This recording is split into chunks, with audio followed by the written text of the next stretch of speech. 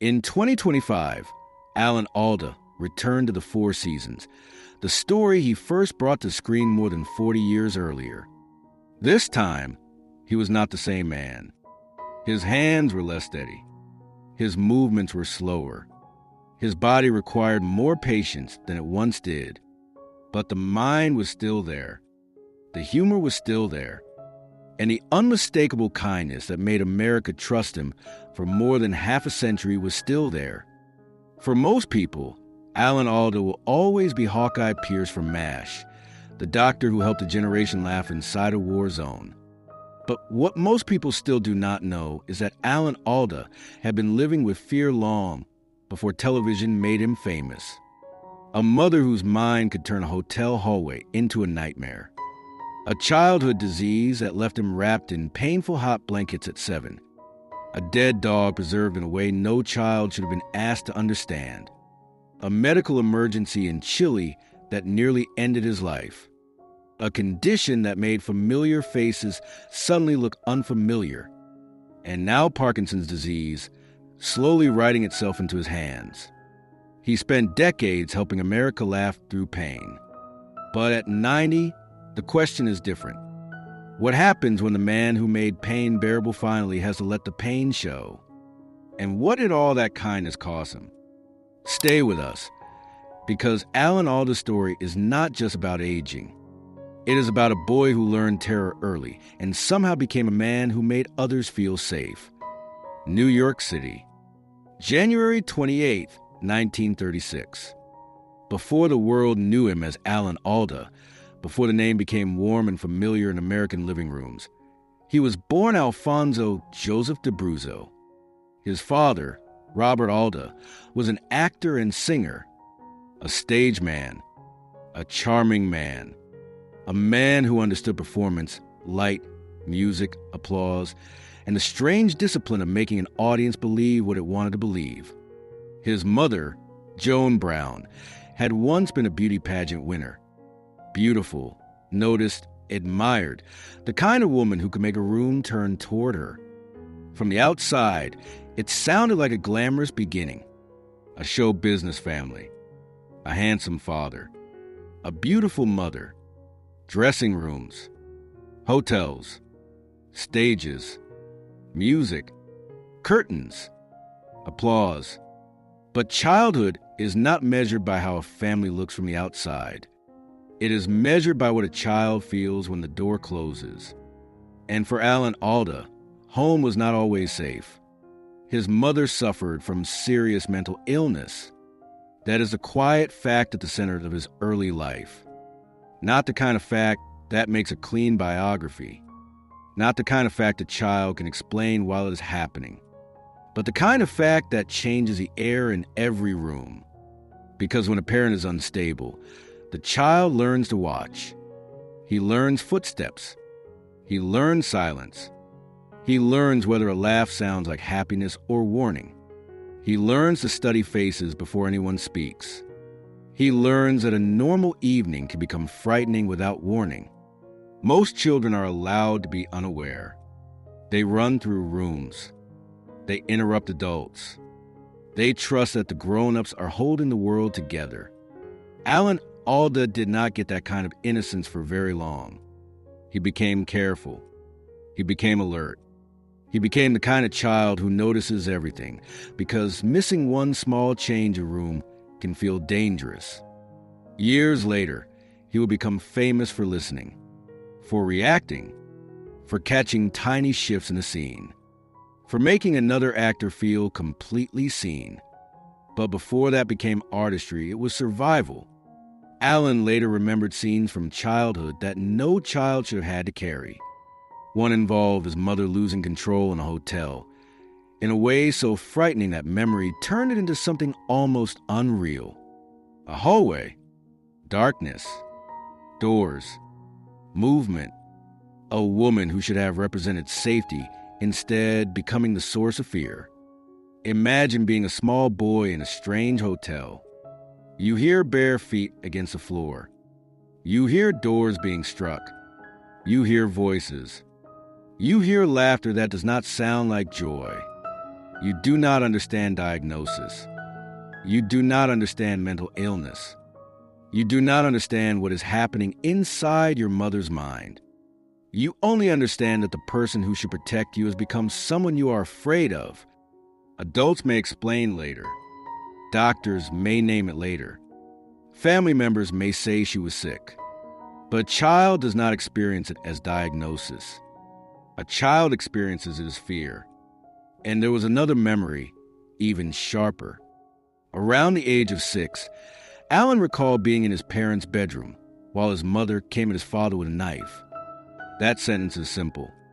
But nothing inside it is simple. A bedroom should be the quietest room in a child's life. It should be where people sleep, where parents speak softly, where a child comes after a nightmare. But for Alan Alda, the nightmare was already there. The blade, the shouting, his father in danger, his mother's face altered by something he could not understand. The child watching love and violence stand in the same room. That kind of fear does not leave when the moment ends. It becomes information. It teaches a body that safety can vanish. It teaches the mind that love and danger can occupy the same house. And it teaches a child to do something Alan Alda would later do better than almost anyone on television. It teaches him to read the room. That may be one reason his comedy never felt empty. Alan Alda did not become funny because life was light. He became funny because he understood what happened when a room became too heavy. He understood tension. He understood silence. He understood the moment when someone needed to say something human before fear took over.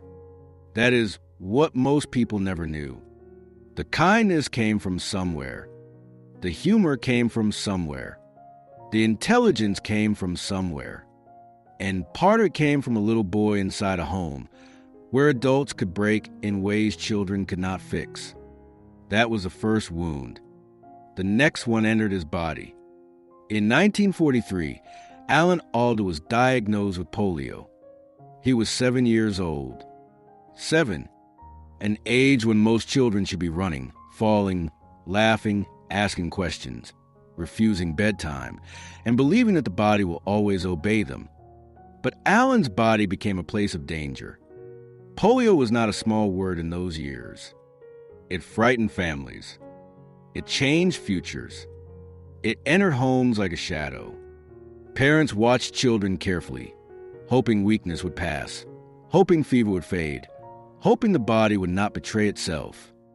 For Alan Alda, the fear became real, and the treatment was painful. He received the Elizabeth Kenny treatment, a therapy used at the time that involved hot woolen blankets and repeated stretching of the muscles. There is no gentle way to describe it. Hot blankets, tight muscles, adult hands, a sick child. Again and again. Imagine the room, the smell of damp wool, the heat pressing against his limbs, the discomfort becoming routine, the adults telling him it was necessary, the child not understanding why the people who loved him were doing something that hurt. That is a complicated lesson for a child. The same hands that comfort you also hold you through pain. The same room where you sleep becomes a room where treatment waits. The same parents who want to save you may be the people standing beside the thing you dread. A child does not understand medical theory. He understands heat. He understands pressure. He understands fear. He understands that his body has become something adults are worried about. And Alan went through it. He survived. But survival does not mean nothing happened. The body remembers. The mind remembers. The child remembers. Before Alan Alda ever played a doctor, he had been the patient.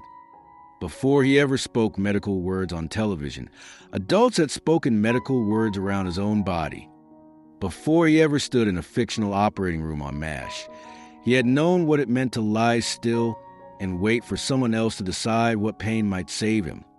That matters, because when he later played Hawkeye Pierce, compassion did not look like an idea. It looked lived in. He did not have to imagine fear in a hospital room. He had known it. He did not have to pretend that pain could make a person smaller. He had felt it. He did not have to guess that humor could help someone breathe. He had needed it. There's a strange thing that happens when a child suffers early. Some children become hard. Some become silent. Some become angry at the world before they are old enough to understand why. But Alan Alda seemed to turn in another direction. He became curious. He became observant.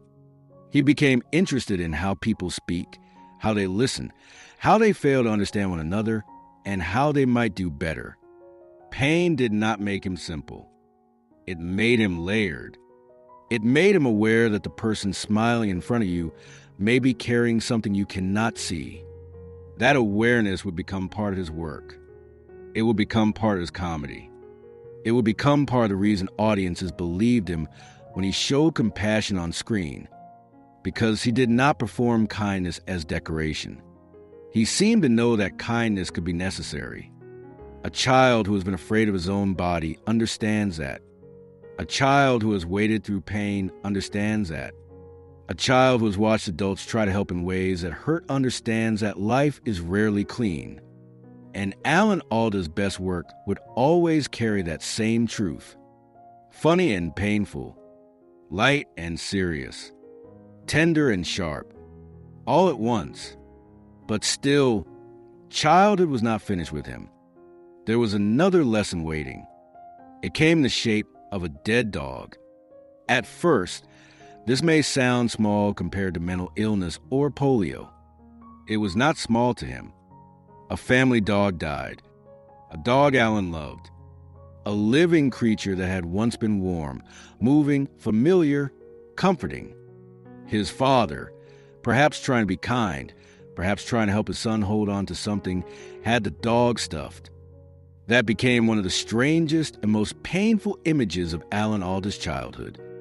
Imagine being a child and seeing the animal you love standing in a room without life. The body still there, the eyes wrong, the fur stiff, the presence preserved, but the living thing gone. That is not comfort. That is grief made visible. It teaches a child something terrible. Not everything lost should be kept. Not everything gone can be saved by preserving its shape. Sometimes trying to hold on to a thing only proves more cruelly that it is already left. Alan would later use that memory in the title of his memoir, Never Have Your Dog Stuffed. It sounds funny at first. That is very Alan Alda. A strange phrase, a little absurd, almost comic, but underneath it is grief. Underneath it is a child looking at the preserved body of something he loved and learning that love cannot always undo loss. That is the pattern. Again and again, Alan Alda's early life handed him things that were almost impossible for a child to understand. A mother who loved him but frightened him. A treatment that hurt him but was meant to heal him. A dead dog kept in a way that made the loss feel even stranger. These were not clean lessons. They were contradictions. And maybe that is why Alan Alda became so good at playing contradiction. Funny and wounded, tender and sharp, gentle and angry, light and serious in the same breath. He understood early that life is almost never one thing at a time. A thing can be loving and frightening. A treatment can hurt and save. A memory can sound funny and still be tragic. A joke can make people laugh and still carry grief underneath it. That is what made him different. His humor did not feel like escape. It felt like survival. His warmth did not feel shallow. It felt like something earned. His intelligence did not feel cold. It felt human. And that is why, years later, when America watched Alan Alda on television, he did not feel like a man pretending to care. He felt like a man who had learned very early what it meant to need care. Do not go anywhere, because those childhood contradictions were about to become the foundation of one of the most important television performances in American history. Long before MASH, Alan Alda built himself slowly. He did not become a legend in one leap. He had a famous father, yes, but that did not give him his own voice. It did not give him timing. It did not give him trust. It did not give him the private authority that makes a camera believe you. That had to be earned. He worked. He studied. He performed. He learned theater. He learned timing. He learned listening. He learned how a pause could do more than a line. He learned that comedy does not come from trying to be funny. It comes from pressure, truth, rhythm, and pain. That last word matters. Pain. Alan Alda's humor was never empty. It was not silly in the careless way. It had thought behind it. It had nerves behind it. It had a person behind it who knew that laughter is not the opposite of suffering. Sometimes laughter is the way suffering gets through the next minute. Then came 1972. MASH premiered, and Alan Alda became Hawkeye Pierce, an army surgeon in the Korean War, a man with a joke ready before the blood dried, a man who flirted, mocked authority, drank, argued, cared too much, and refused to let war turn him into stone. America loved him, but not because he made war look easy, because he made pain feel survivable. That is the difference. Hawkeye was funny, but he was not empty. He was charming, but he was not shallow. He could make a joke in one moment and stare at death in the next. He could be impossible. He could be arrogant. He could be wounded. He could be angry at the world and still fight with everything he had to save the person on the table. That balance is difficult. Many actors can be funny. Many actors can be serious. Very few can do both in the same breath and make it feel like one human being. Alan Alda could, and that is why Hawkeye lasted. He was not a clown in a war zone. He was a wounded man trying to keep other wounded people alive. Every week, millions of Americans watch a show about war. Think about that. War, surgery, blood, helicopters, death, commanding officers, exhausted doctors, bodies arriving faster than anyone could save them. And somehow America laughed, not because war was funny, because Alan Alda and the cast found the human beings inside it. That is what made MASH different. It did not ask viewers to ignore pain. It asked them to sit with pain and laugh anyway. That was Hawkeye's power. He gave people permission to use humor without pretending nothing hurt. For older American viewers, MASH was not just a television show. It was part of the house, the evening light, the living room, the sound of a familiar voice after a difficult day. The strange comfort of watching people in an unbearable situation still find a reason to speak, joke, argue, and care. Alan Alda became the center of that comfort. He made intelligence feel warm. He made rebellion feel moral. He made tenderness feel masculine. He made pain speak in a language people could bear. And over time, he did more than act in the show. He helped shape it. He wrote. He directed. He became one of the creative forces behind its voice. The humor grew sharper. The moral weight grew heavier. The character deepened. The series became more than a comedy. It became a national conversation about war, authority, grief, absurdity, and what it means to stay human when the world around you has stopped making sense. Alan Alda knew something about that. He had seen a mind break inside his own home. He had known a body that frightened him. He had known adults trying to save him through pain.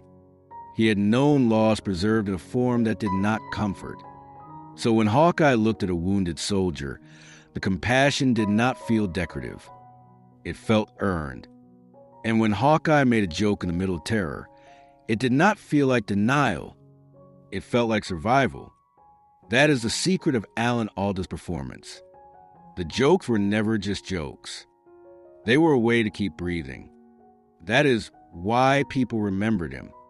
Not just because he was funny, because he made them feel less alone inside fear.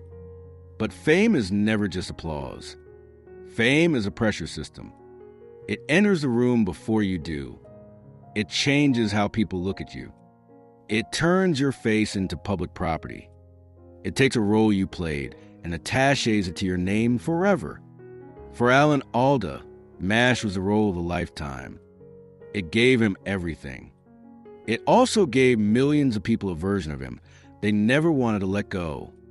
That is a strange bargain of television immortality. The character stays young. The actor does not. The episodes remain. The body changes.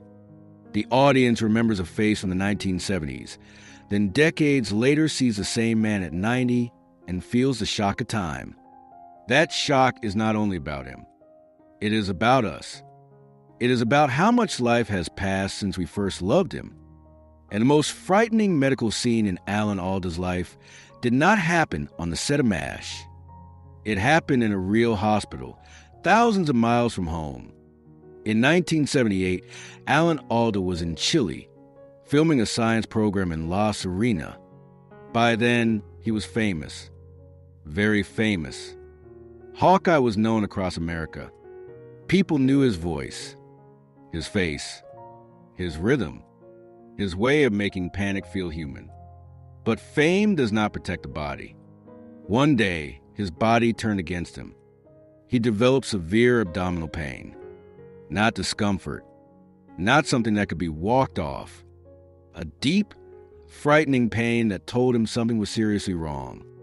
There's a kind of pain that changes the air around it. Everyone knows it. The person in pain knows it. The people watching know it. The body sends a message that cannot be negotiated with. This was that kind of pain. He was taken to a hospital. The diagnosis involved a serious intestinal problem. His bowel had become twisted or blocked in a way that could become deadly if not treated. This was not television medicine. This was not a script. This was not a scene where a crisis resolves before the commercial break. This was Alan Alda lying in a real emergency room in a real foreign country with real doctors trying to keep him alive. Imagine the reversal. The man America knew as the doctor was now the patient. The man who had spent years speaking medical language on television was now listening for real medical meaning. The man who had pretended to stand near death in scene after scene was now close enough to feel its presence in the room. And here is the part that makes the story almost impossible to forget. Alan Alda used what he knew. From his years on MASH, from the medical language he had absorbed, from the research and conversations around the show, he understood enough to ask questions. He understood enough to communicate. He understood enough to know the seriousness of what was happening. That does not mean television made him a doctor. It did not, but the role gave him language. And in that moment, language mattered. Life had folded back on itself. The child who had once been wrapped in hot blankets while adults tried to save his body had become the man in another hospital room. Try to understand what might save him now. He survived. Again, that word follows Alan Alda. Survived. He survived the fear in his childhood home. He survived polio. He survived the emotional strangeness of a family life that could be loving and frightening at the same time. He survived the pressure of becoming one of the most beloved men on television. He survived a real medical emergency in Chile. And every time, he seemed to come back not smaller, but more curious. That is unusual. Many people come out of fear with less openness. Alan Alda came out wanting to understand more. He became known not only as an actor, but as a communicator. Someone who cared about science, clarity, listening, conversation. He wanted experts to speak in ways people could understand. He wanted people to connect across confusion. That may sound separate from his childhood, It is not. A child who grows up in confusion may spend the rest of his life trying to make things clear. A child who grows up around fear may spend the rest of his life trying to make rooms feel safe enough for people to speak. That is Alan Alda. He did not only perform, he translated, he connected, he made intelligence less cold, he made curiosity less intimidating. He made conversation feel like an act of kindness. But the body was not finished testing him. The next challenge was one most people around him could not even see. Alan Alda lives with prosopagnosia, often called face blindness. It means that recognizing faces can be difficult, even faces he should know. That may sound small to someone who does not have it. It is not small. Faces are how most people move through the world. Faces tell us who is approaching, who is angry, who is happy, who is a stranger, who is a friend. Faces make ordinary life feel stable. Now imagine being Alan Alda, a public person, a beloved actor, a man surrounded by colleagues, fans, interviewers, old friends, and familiar faces. And sometimes the face in front of you does not immediately connect to the person you know. A friend approaches. They smile. They expect recognition. They may begin with warmth. They may assume the connection is obvious. And for a moment, your mind does not deliver the name. You search for the voice, the posture, the way they move, the rhythm of speech. Only then does the person become clear. That is a lonely experience, especially for someone whose public life was built on emotional connection. Alan Alda spent decades reading people better than almost anyone on television. He could listen with his whole face.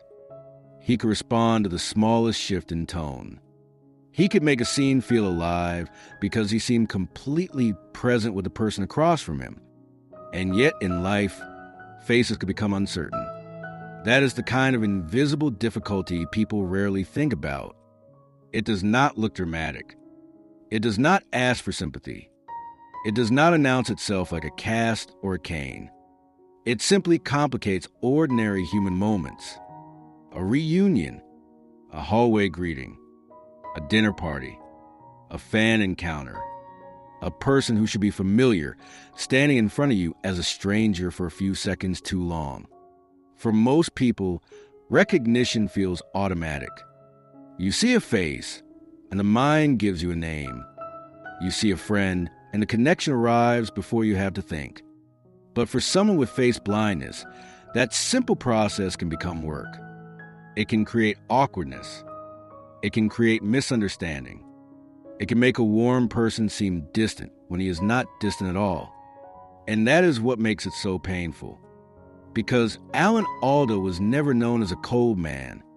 He was known as a man of connection, a man of warmth, a man who made people feel seen. Yet in private life, the act of recognizing someone could sometimes require effort that others never noticed. Alan has spoken about this with the same openness he brings to difficult things. Not as a complaint, not as a performance of suffering, but as a fact, something to understand, something to work with. That is part of his gift. He takes the strange and explains it. He takes the frightening and makes it discussable. He takes the hidden and brings it into the open without making it ugly. But even this was not the condition that would most visibly change how the public saw him. That came later. And this is where the story becomes harder to watch, because the next chapter is not history. It is the chapter Alan Alda is still living now. In 2015, Alan Alda was diagnosed with Parkinson's disease. He made the diagnosis public in 2018. By then, he had already lived a legendary life, a historic television role, awards, books, decades of interviews, a long marriage, children, a name that meant humor, intelligence, trust, and warmth to generations of viewers. But Parkinson's does not ask what you have already accomplished. It arrives anyway. A tremor, a change in movement, a body that begins to send different signals, a hand that no longer behaves exactly as it once did, a gesture that suddenly requires more effort, a small negotiation repeated again and again. For some people, a diagnosis like that becomes a wall. For Alan Alda, it became something else to understand, to live with, and eventually to speak about openly. That does not mean it was easy. It does not mean he was untouched by fear. It means he refused to let fear take the whole room. That has always been his pattern. Not denial, not self-pity, not performance. Presence. He continued working. He continued speaking. He continued doing interviews. He continued making people laugh. He continued using his mind, his curiosity, and his voice. Because the hands may tremble, but the person is not the tremor. The body may slow, but the mind can still be awake. The illness may change a life, but it does not have to become the entire life. That is what Alan Alda has tried to show. Not with a grand heroic speech, not with melodrama, but by continuing to be seen. And that is harder than it sounds. Actors spend their lives being watched. Their faces are recorded. Their movements are remembered. Their younger bodies remain on screen forever. Audiences can go back and see them at 36, 45, 52, untouched by time inside the old footage. But the actual person keeps aging. The character remains. The body changes. The audience remembers Hawkeye moving quickly through the surgical unit. Then they see Alan Alda at 90, carefully handling a pill bottle in the Four Seasons, and suddenly time becomes visible. That is what made the 2025 appearance so emotional. He was not gone. The disease had not erased him. The humor was still there. The mind was still there. The kindness was still there. But the body was telling the truth. His fingers worked harder. His movement carried more effort. A simple action became heavier than dialogue, and the audience could not miss it. This was not the old Hollywood version of aging, where the star hides every change. This was something more honest. Alan Alda allowed himself to be seen while changed. That is not easy for anyone. It is especially difficult for an actor whose younger self still lives in millions of memories. He could have disappeared. He did not. He could have let people remember only the quick, young, sharp version. He did not. He could have hidden the diagnosis forever. He did not. He spoke about it. Clearly, calmly, without asking people to pity him. That is what he has done all his life. As Hawkeye, he helped people understand pain through humor. As a science communicator, he helped people understand complicated ideas through conversation. As a man with Parkinson's, he helped people understand that a diagnosis is not the same as an ending. That may be the most Alan Alda thing possible, to take something frightening and make it human. And what makes the Four Seasons return even more powerful is that the story itself already carried the weight of time. Alan Alda first brought the Four Seasons to the screen decades earlier. Back then, he was younger, quicker, at a different point in life. The story was about friendships, marriages, seasons change, and the way people move through time together. More than 40 years later, he returned to that same emotional world. But now time was not only a theme. It was written on his body. That is why the moment mattered. Viewers were not simply watching a character. They were watching Alan Alda bring his own history into the frame. The boy from the frightening house. The child with polio. The man who became Hawkeye. The actor who made America laugh through war. The patient in the Chilean hospital. The communicator. The husband. The man with Parkinsons. All of it was there, in the slower movement, in the careful hands, in the continued humor, in the refusal to vanish. That is not collapse. That is endurance. And it is not the cold kind of endurance that pretends nothing hurts. It is the warmer kind. The kind that says, yes, this is happening, and I am still here. Behind him, through so much of this life, has been Arlene. Alan Alda married Arlene Weiss in 1957. And that number almost feels impossible now. Television changed. Hollywood changed. America changed. Wars came and went. Movements rose. Scandals passed. Entire generations were born, aged, and raised families of their own. And Alan and Arlene remained. A marriage that long is not an accident. It is not just romance. It is patience. It is work. It is choosing again and again. It is surviving seasons when the world sees only the public version of one person while the other person knows the private one. Arlene is a musician, an artist in her own right, and for decades she has been part of the private life that kept Alan grounded. Not the applause, not the interviews, not the awards, the private life, the home, the music, the ordinary days. That matters because Alan Alda's early life did not begin with steadiness.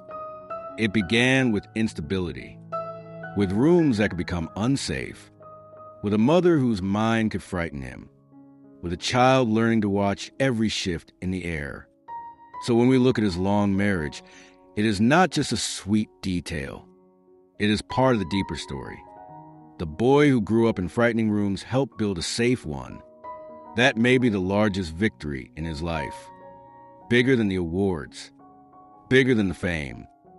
Bigger even than the role America remembers most. Because fame can make a man known, but a safe home can tell you whether a life has healed. During the isolation of the pandemic, Alan and Arlene spent time at their home on Long Island. By then they were older. The world outside was frightened and quiet. But there is an image from that period that feels important. The two of them walking outside. Morning air, leaves on the ground. A world paused by fear. Then coming back inside, where Arlene's music filled the house. Think about that. After all the noise of television, after all the laughter, after all the hospital scenes, after all the interviews, after all the applause, one of the most important sounds in Alan Alda's life may simply be music inside his own home. Not an audience, not a laugh track, not a director calling action. A piano, a wife, a room where he does not have to be Hawkeye. Or Alan Alda the legend. Or Alan Alda the brave man with Parkinsons. Just a husband. Just a man. Just someone who survived a frightening childhood and built, with another person, a home that did not have to be frightening. That is not a small thing. It is the whole story in another form. Because Alan Alda's life began with fear in rooms. And near 90, the image that remains is peace in a room. That is why this story is hard to watch. Not because Alan Alda is only sad. He is not. Not because his life has been only pain. It has not. It is hard to watch because we are seeing the full distance between the man America loved and the child America never saw. The child in the frightening hallway. The child in the bedroom where his mother held a knife. The child wrapped in hot blankets. The child looking at a stuffed dog and learning that some things cannot be brought back. The actor who made war funny without pretending war was light. The man in Chile suddenly becoming the patient. The public figure who sometimes struggles to recognize faces. The husband who built a long marriage after growing up around instability.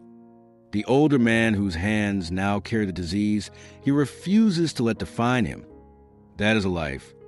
Not a perfect life. Not an easy life. A life.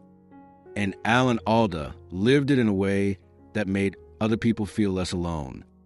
That may be why so many people still love him.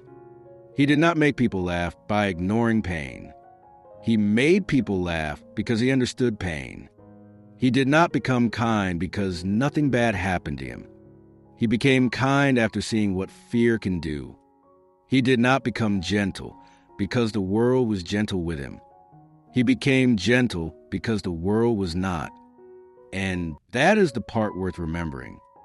For most of America, Alan Alda will always be Hawkeye, the doctor with the jokes, the man who could smile in a war zone, the man who made something terrible feel, for half an hour, survivable.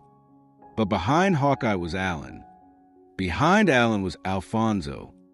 Behind the famous man was the little boy who had to learn fear before he learned fame. And maybe that is why his humor still matters. Because it was never cheap. It was never empty. It was never just a way to get a laugh. It was a way to keep breathing. At 90, Alan Alda is not the same man people watched in the 1970s. No one is the same after that much life. His hands are different. His walk is different. The world around him is different. But the thing people loved most is still there. The warmth, the intelligence, the honesty, the willingness to face hard things without turning hard himself. That is rare, and it deserves to be seen. Alan Alda spent decades helping America laugh through pain. Now, at 90, we finally understand where that gift came from. And what it cost him innocence early. It cost him a childhood where safety was not guaranteed. It cost him a body that learned fear at 7. It cost him memories no child should have had to carry. But he did not pass that fear on as cruelty. He turned it into warmth. He turned it into listening. He turned it into humor. He turned it into one of the most beloved performances in television history. That is not just talent. That is transformation. And perhaps that is the real reason Alan Alda's story hurts. Because the man who gave comfort to millions was not untouched by pain. He was built by it. He survived it. He carried it. And somehow he made it useful. That is the rarest thing. Not to survive pain untouched. No one does. But to survive pain and become softer instead of harder. To become more curious instead of more closed. To become more generous instead of more bitter. That was Alan Alda's gift. And it still is. If Alan Alda or Hawkeye ever meant something to you, leave his name in the comments. Not just for the actor. Not just for the character. For the man who turned fear into kindness and pain into something millions of people could survive. And if you have ever used humor to get through something painful, then you understand the story more than anyone. Leave a like if this moved you. It takes 1 second, and it tells us these stories are worth telling. And before you go, tell us what city you are watching from. There is something powerful about knowing that people from different places are sitting with the same story tonight, remembering a man who helped America laugh when laughter was not easy. Thank you for being here. We'll see you in the next one.